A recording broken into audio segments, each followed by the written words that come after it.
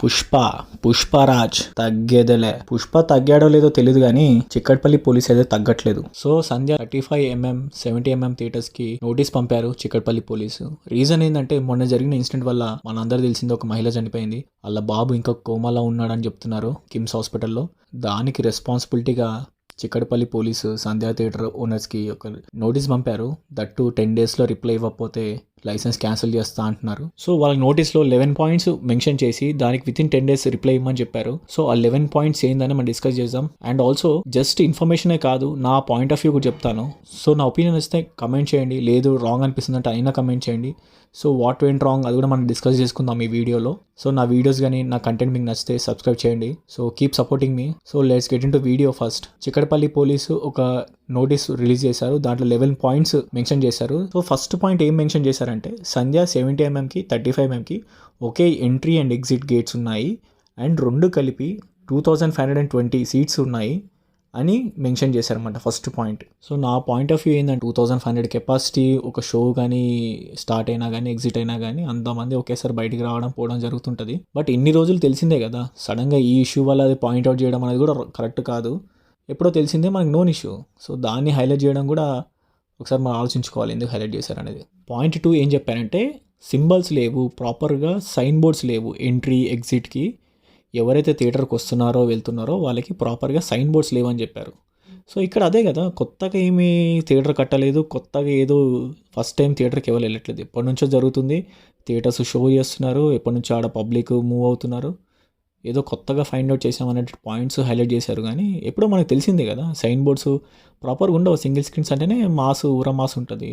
ఈ ఇదేదో first time మన సైన్ బోర్డ్స్ లేవు లేకపోతే వింతగా చూస్తున్నారనే పాయింట్ ఆఫ్ వ్యూ కాదు కదా. సో ఇవి ఆల్రెడీ తెలుసు, ఎప్పటి నుంచో ఉన్న థియేటర్ ఏదో ఫస్ట్ టైం హైలైట్ చేయడం కూడా అన్నెసరీ అనిపించింది. ఈ particular points point 1 and point 2 నాకు ఎందుకో కావాలని హైలైట్ చేస్తున్నారు అనిపించింది. సో పాయింట్ 3 ఏం చెప్పారంటే మేనేజ్మెంట్ వాంటెడ్లీ పెద్ద పెద్ద ఫ్లెక్స్లు వేసి థియేటర్ బయట ఫ్యాన్స్ని ఎంకరేజ్ చేశారు వితౌట్ ఎనీ పర్మిషన్. అది ఇల్లీగల్గా ఫ్యాన్స్ని గ్యాదర్ అయ్యే సిచ్యువేషన్కి తీసుకొచ్చిందని పాయింట్ మెన్షన్ చేశారు. సో ఫ్లెక్సీలు అనేది ఇల్లీగల్. హైదరాబాద్లో అంతా తెలిసిందే. జిహెచ్ఎంసీ దాన్ని ఎక్కడైనా బ్యానర్లు కానీ పొలిటికల్గా ఎక్కడున్నా తీసేస్తారు. బట్ అదర్ థియేటర్స్ అది మళ్ళీ ఇంకో పాయింట్, సేమ్ పాయింట్కి మనం కంక్లూజన్కి వస్తున్నాం. పుష్పకే జరగలేదు కదా, అంత ముందు కూడా జరిగింది కదా, పాయింట్స్ మనం హైలైట్ చేసుకోవాలి. సో మేనేజ్మెంట్ కూడా పర్మిషన్ తీసుకొని పెట్టుంటే బాగుండేది. So fans already craze hype కానీ ఓవర్ ది ఇంటర్నెట్ ఫుల్ నడుస్తుంది. యాక్చువల్గా ప్రీమియమ్స్ ఇప్పటి నుంచో చూడాలని హైప్ ఓవర్ ది ఇంటర్నెట్ ఉన్నప్పుడు మనం ముందస్తు జాగ్రత్తలు సో థియేటర్ సైడ్ నుంచి తీసుకుంటే బాగుండేది.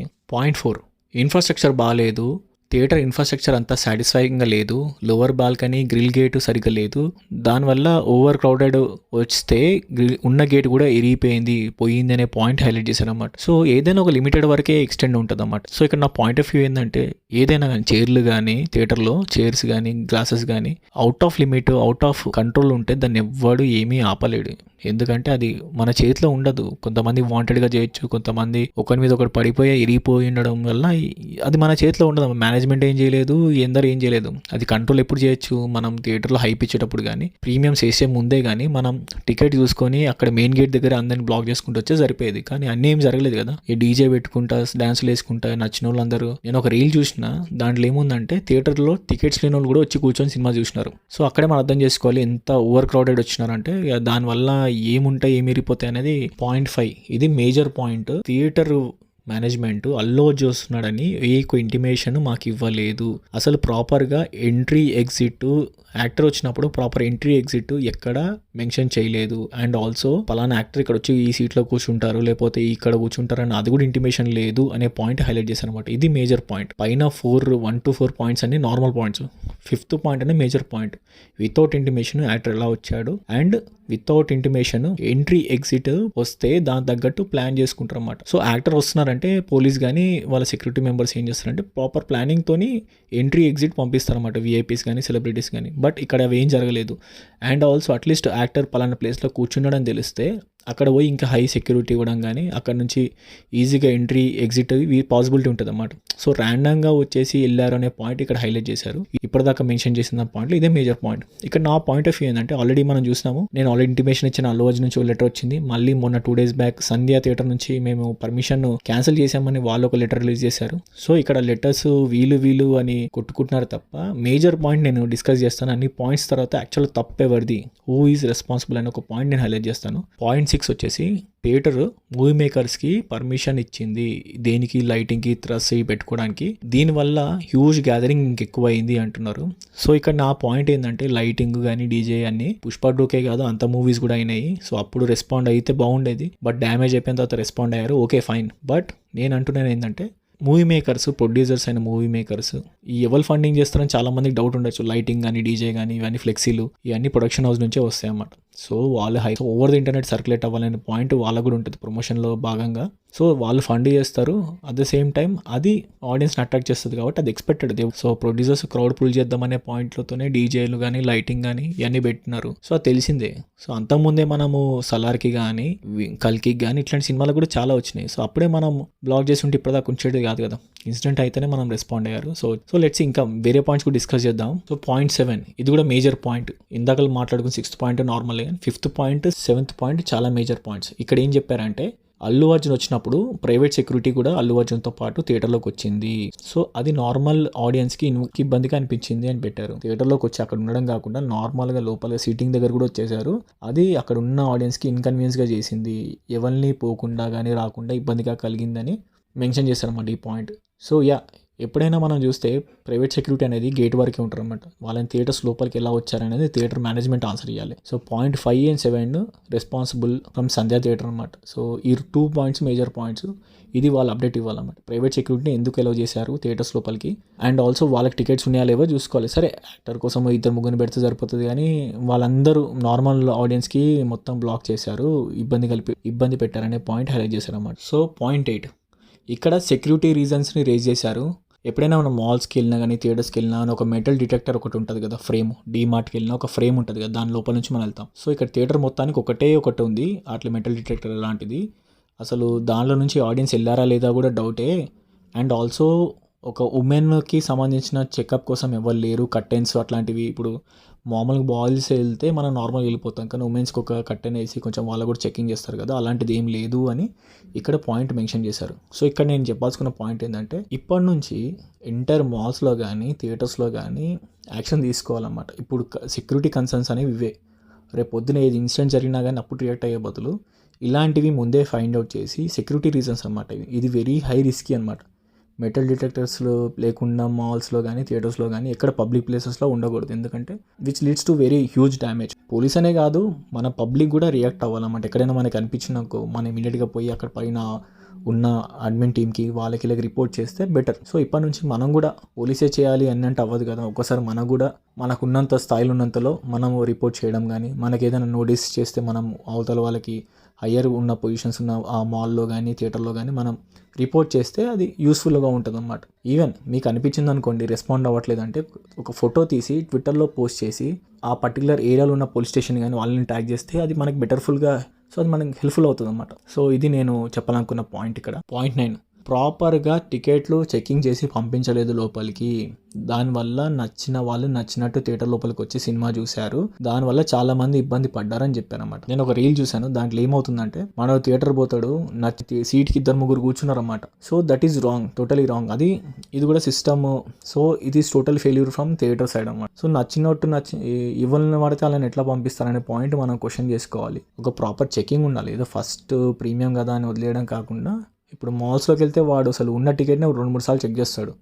సింగిల్ థియేటర్స్కి ఎందుకు ఇట్లాంటి ప్రాబ్లమ్స్ ఉన్నాయి, ఎందుకు వాళ్ళు పట్టించుకోవట్లేదు అనేది క్వశ్చన్ వాళ్ళు వేసుకోవాలన్నమాట. సో ఈవెన్ ఆడియన్స్ కూడా మనము అవసరం ఉండి మ్యాండేట్ ఉంటేనే మన ఇప్పుడు ఆడియన్స్ కూడా మల్టీప్లెక్స్లో పోయి నేను చూస్తా అంటే ఊరుకోరు కదా. సో ఇక్కడ లీనియన్స్ తీసుకోవడము, టేకింగ్ ఫర్ గ్రాంటెడ్, పోయిందిలే ఏముంది అని అట్లా చేయడం కూడా wrong. Not only theatre, audience కూడా ఇక్కడ ఫెయిల్ అయ్యారు అన్నమాట. పాయింట్ 10 థియేటర్లో ప్రాపర్గా పార్కింగ్ లేదు, ఎక్కడ ఉండదు. సో ఇక్కడ నేను చెప్పాలనుకుంది ఏంటంటే సింగిల్ థియేటర్స్లో పార్కింగ్ అనేది లేదు. అప్పుడెప్పుడో కట్టిన థియేటర్స్లో ఇప్పుడు పార్కింగ్ కావాలి, సెల్లార్లో పార్కింగ్ అంటే ఎక్కడి నుంచి వస్తుంది, రాదు. అప్పుడెప్పుడో 20 years 25 years బ్యాక్ ఆర్కిటెక్చర్ కావచ్చు, అప్పుడున్న అవైలబిలిటీ బట్టి థియేటర్స్ కట్టారు. కానీ ఇప్పుడు మల్టీప్లెక్స్ రేంజ్లో పార్కింగ్ కావాలి అంటే అవి మొత్తం తీసి మళ్ళీ కొత్త కట్టడం తప్ప ఇంకేం చేయలేరు. పాయింట్ 11 సో ఇక్కడ ఏమన్నానంటే థియేటర్స్లో ప్రాపర్గా సెక్యూరిటీ లేదు, మెయిన్ గేట్ దగ్గర సెక్యూరిటీ ప్రాపర్గా లేదు, దానివల్ల క్రౌడెడ్ అయిపోయి ఆ ఇన్సిడెంట్ జరిగిందనే పాయింట్ హైలైట్ చేశారన్నమాట. దీనికి ఎవరు రెస్పాన్సిబుల్, హీరో రెస్పాన్సిబుల్లా, ప్రొడ్యూసర్ రెస్పాన్సిబుల్లా అంటే వాళ్ళిద్దరు కాదు. నా పాయింట్ ఆఫ్ వ్యూలో ఆడియన్సే రెస్పాన్సిబుల్. ఎవడైతే థియేటర్కి వెళ్ళినో వాడు ప్రతి ఒక్కటి రెస్పాన్సిబుల్. ప్రతి ఒక ఆడియన్ డిసిప్లిన్ లేకపోతే ఇట్లాంటి ఇన్సిడెంట్స్ జరుగుతూనే ఉంటాయి. మనలో మనకి డిసిప్లిన్ లేకపోతే ఇలాంటి ఇన్సిడెంట్స్ జరుగుతూనే ఉంటాయి. ప్రీమియర్ అనగానే ఆ రోజే చూడాలి, లేకపోతే నెక్స్ట్ రోజు చూడకపోతే సినిమా ఉండదు. ఎందుకురా భయ్ అంత పట్టుదల ఎందుకు?